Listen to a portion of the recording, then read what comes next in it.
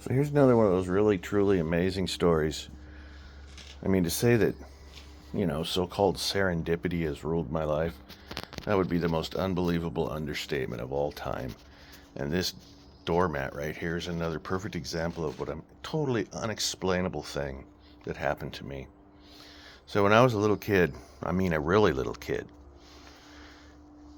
I was at the Puyallup Fair with my parents, and I saw this guy making doormats out of old car tires. And for some reason, it's just a memory that never left my mind. I mean, I was a really little kid, and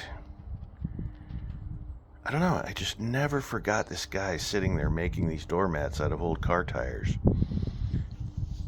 And so for the next, I have no idea when a little nickel newspaper came out, but I remember we had this class in junior high school where it was a newspaper reading class. And most of the kids never read, they didn't even read the paper. I read every word of the paper, including the entire classifieds. I learned so much stuff about life by reading the classifieds back then. But anyway, I don't know, for the first half of my life, at least for the first 30 years, 25 years, who knows?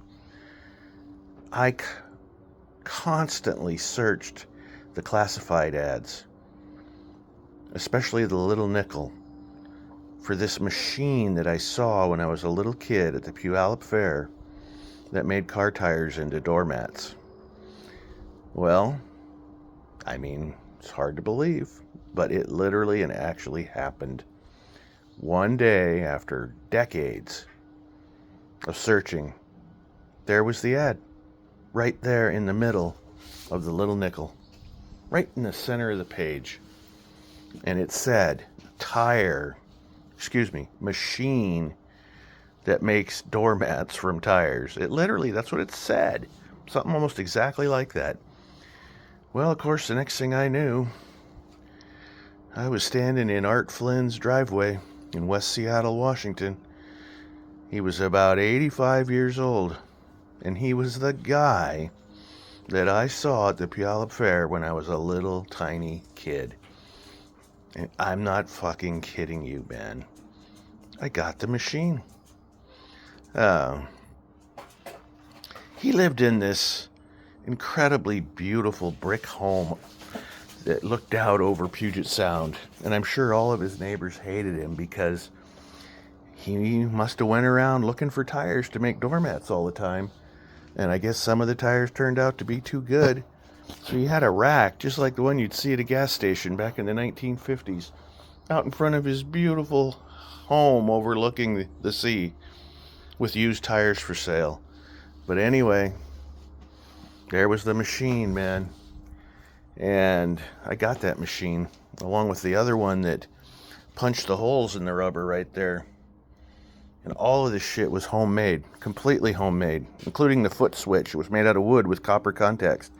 He made every single solitary piece of this machine by hand.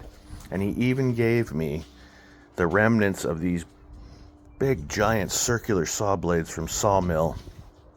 And you could see where he used a die grinder or a saw or something and cut out pieces from this saw blade that he just hacked out of the blade, square, whatever, and eventually made them round. And that's where I came up with that saying, I love the smell of burning rubber in the morning. From Apocalypse Now, I kind of got it from that, of course. But when I used to use this machine to cut the car tires, one tire would make a 30-foot long strip of rubber.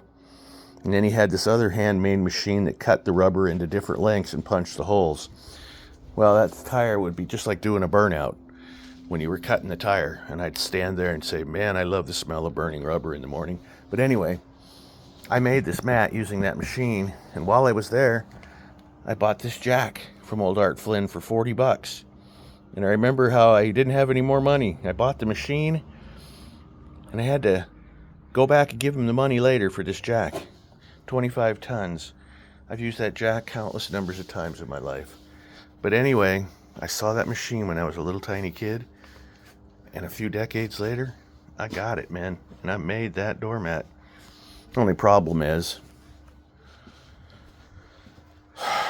it's just one of the incredibly important things that I left behind at that wrecking yard. When my old buddy Jeff said, if you come back here again, I'll kill you. Yeah, he's busy sitting around talking shit about me somewhere right now. When the real truth is, I made that motherfucker rich. And he's just an arrogant motherfucker too. But anyway, Art Flynn was a really cool guy, and so was I. I made that, Matt.